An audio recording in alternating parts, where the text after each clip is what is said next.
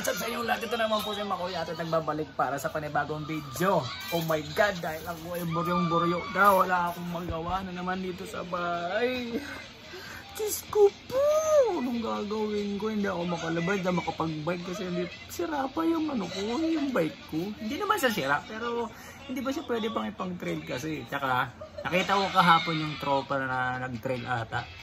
Umikot ata siya doon. Yung trail merong bumagsak na puno kaya hindi siya natuloy. Ang bilis daw ng yan, bilis daw ng takbo niya. Bigla daw siyang nahintabuti, hindi siya bumangga sa excuse me po. Buti din siya bumangga dun sa sa punong bumagsak doon sa daan mismo, sa pinagdadaanan trail mismo. So hindi rin siya natuloy. 林赛道进来不远倒了一棵树 Hindi na siya natuloy kasi bagsak yung puno. Ayun, ako naman, ito pangatlong araw na to. Syempre ang ko wala naman akong pasok ng 4 na araw. Pang-araw lang naman kasi yung tugtog ko. Kaya nakikita yung gumagawa ko ng tusino ko longganisa para pandagdag. Kung nagdagkita.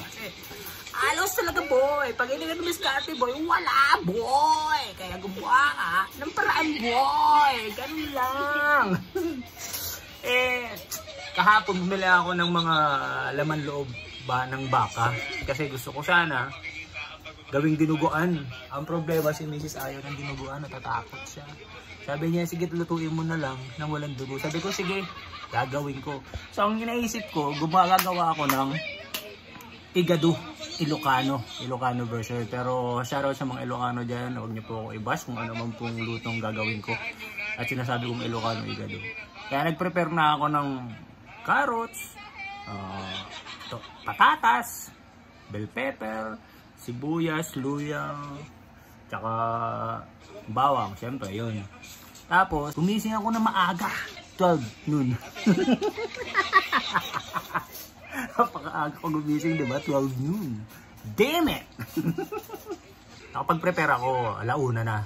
Tapos, habang nagpe-prepare ako, nagagayat ako ng pangsahog. Pinapakuloan ko na yung mga laman loob. Ang matindi dyan, yung laman loob, sinalang ko ng alauna. Ngayon, alas 3 na. Alas 3:43 na. Hindi pa rin lumalambat. Kasi wala akong pressure cooker eh. Ang gamit ko lang ay ito. So, yan lang ang gamit ko. Yan. Wala akong pressure cooker. Tapos ang matindi dyan, butane ang gamit ko. Butane man tawag. Yan lang ang gamit ko. So yan lang ang gamit ko. Yung na yun, yung kawali na yun. Kaya hanggang ngayon hindi pa lumalambot yung mga laman loob. Yun ang ginagamit ko ngayon dahil yung di kuryente. Ang lakas sa kuryente. Ang lakas sa kuryente lalo na kung magpapakulo ko ng gano'n. Talaga naman. Dahil matagal lumambot yung mga laman loob ngayon, mamagicking ko na lang. Ganito na lang gagawin ko. At ito na yun. Yeah! By the way, dinamihan ko siya ng gulay, patatas, tsaka carrots kasi gustong-gusto na message yun. At sa totoo niyan, ito na nga, ayan na, meron na siya. Kakain na daw siya, kanina pa daw siya nagugutom. So ayan na ang ating igado Ilocano. Medyo masabaw yan kasi gusto ni message medyo masabaw. Yan.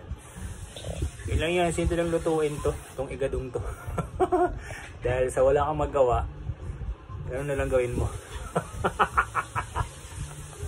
Mag-isip ko kung anong gagawin mo. Kasi wala kang magawa.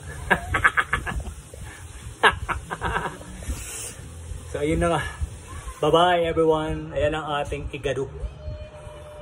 Igado Ilocano.